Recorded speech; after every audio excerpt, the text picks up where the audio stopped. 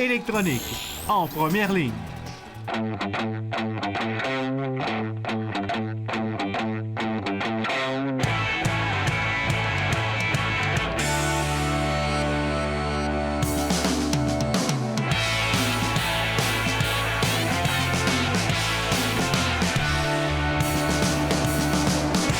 À tous, un bon mercredi. Bienvenue à l'Esprit sportif. Débutons immédiatement avec le match des Remparts. Ce soir, au Centre Vidéotron, les visiteurs étaient les Tigres de Victoriaville et l'entraîneur-chef Philippe Boucher pouvait compter sur le retour au jeu de son capitaine, Mathieu Boucher.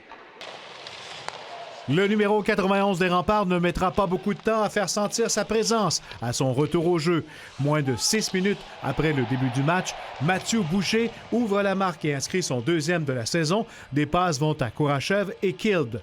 À son premier match de la saison devant ses partisans, Callum Booth n'est pas très occupé, mais demeure alerte malgré tout. Les Remparts profitent de l'avantage numérique de 2 hommes en fin de période. Aaron Dutrois a une chance de marquer, mais touche le poteau. En deuxième, c'est avec son premier de la saison que Jesse Sutton double l'avance de son équipe à 4-0-4. Il saute sur le rebond du tir de Raphaël Maheu qui avait intentionnellement frappé la bande avec son lancer à la droite du gardien. C'est 2-0 Québec.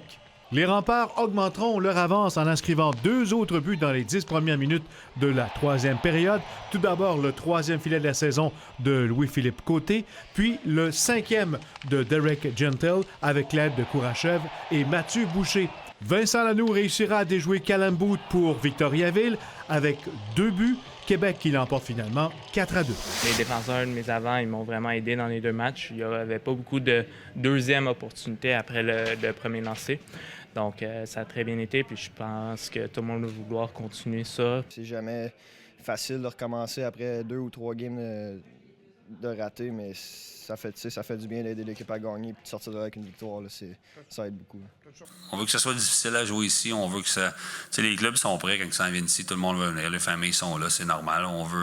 On veut rendre le centre Vidéotron une place plus difficile à jouer, s'impliquer un petit peu plus physiquement, même si on n'est pas le club le plus physique de la Ligue.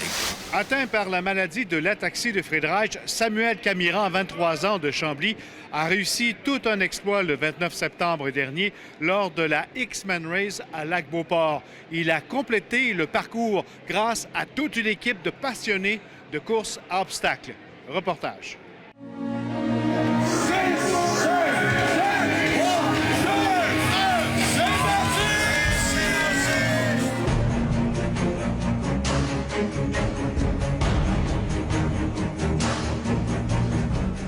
Jean-Benoît, ça a débuté comment, ce lien entre vous et Samuel?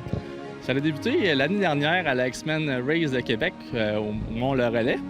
Alors, dans le fond, je me suis créé d'amitié avec lui, puis ça a commencé par une simple course en montagne, et maintenant, c'est déjà sa 8e course qu'on a faite cette année. Est-ce que vous avez été surpris de sa demande de faire la course? Mais c'est drôle parce que pour une personne qui n'a pas l'usage de ses jambes, faire une course comme ça, c'est vraiment exceptionnel. Donc, on se demande où il trouve le plaisir à se faire trimballer d'un obstacle à l'autre.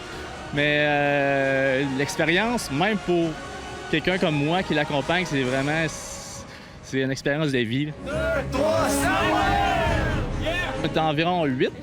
Puis plusieurs participants même qui font leur course par eux-mêmes et qui viennent nous aider sur certains obstacles. Ça a demandé de la pratique parce qu'on voit que vous devez faire plusieurs gymnastiques là, pour le traîner sur toute la longueur du parcours. Oui, c'est sûr que l'équipe de Samuel, il va par référence. Là, il ne choisit pas n'importe qui pour l'accompagner. Là. Alors, c'est beaucoup de personnes qui sont déjà habituées à ce genre de course. Fait que, on s'organise pour que ça soit sécuritaire pour lui et pour nous en même temps. C'est vraiment une expérience que je recommande à tout le monde. C'est vraiment quelque chose que je voulais faire. Ça fait longtemps que je suis dans les courses à obstacles. Quand j'avais vu Samuel l'année passée, je me suis dit tout de suite qu'il fallait que je vive cette expérience-là avec lui. Justement, c'est vraiment quelque chose qui est valorisant pour nous. Puis pour lui aussi, quand on voit comment il est heureux d'accomplir ce genre de course-là, il en mange de la course, puis c'est vraiment quelque chose qui est vraiment important pour lui. Vous avez besoin de matériel adapté pour pouvoir faire le parcours au complet avec lui? Oui, on utilise quelques cordes, mais le principal, c'est la Joëlette. C'est une chaise adaptée pour Samuel. Il y en a seulement 2 au Québec. C'est surtout pour le trimballer dans la montagne. Avec une chaise roulante, c'est vraiment difficile. Il l'a déjà fait une fois. Puis ça n'a pas été une bonne expérience, mais avec la Joëlette, c'est vraiment adapté pour la montagne. Toute l'équipe, au début, on s'est rencontrés. On est allé peut-être une demi-heure avant la course. On a regardé la Joëlette, comment qu'on allait manipuler la Joëlette et Samuel également, là. Fait que oui, on avait quand même une petite préparation. Puis avant chaque obstacle également, là, on se faisait un petit meeting. OK, on va y aller comme ça, tout le monde est d'accord. OK, parfait, on y va. Puis Samuel était toujours très content d'embarquer avec nous autres. Ça a pris combien de temps à le réaliser? Cette année, ça a pris 3 heures. L'année passée, 5. Donc, on s'est déjà amélioré de 2 heures. Mais cette année, la température était exceptionnelle comparativement à l'année d'avant. Qu'est-ce qui a été le plus difficile pour les accompagnateurs? C'est de le stopper. Samuel, il veut tout faire, là. Ben Boudreau, je suis avec Sam Wills, qui souffre d'addiction de la X-Men Race de Québec. Et on fait le parcours au complet avec Sam Wills. Il faisait 5 ou 6 degrés. Au relais, cette journée-là, l'eau est vraiment froide. Lui, il voulait se baigner en partant. Des obstacles, c'est juste impensable de faire ça avec lui. Mais lui, il veut tout faire et il veut vivre le trip à fond. Et Samuel, son plus grand rêve, c'est de remarcher un jour. Donc, il s'implique beaucoup dans des levées de fonds, justement, pour la recherche sur cette maladie-là. Puis, évidemment, le monde qui souffre de taxi, eux aussi, sont poussés à voir ce qui se passe avec Samuel et de suivre un petit peu son parcours de vie. Prête à revivre ça l'an prochain? Ah oui, c'est certain que je vais y aller l'année prochaine. Puis peut-être pas juste une fois. Cette année, malheureusement, j'ai juste été capable de l'accompagner une fois. L'année prochaine, c'est certain que je vais la refaire aussi souvent que je vais être capable de le faire. Comme dit souvent Samuel, il faut vivre ses rêves au lieu de rêver sa vie.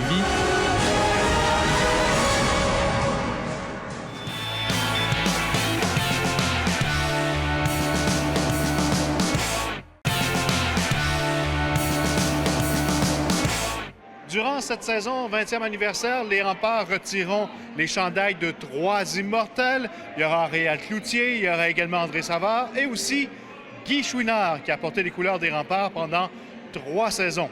Valérie Chouinard l'a rencontré.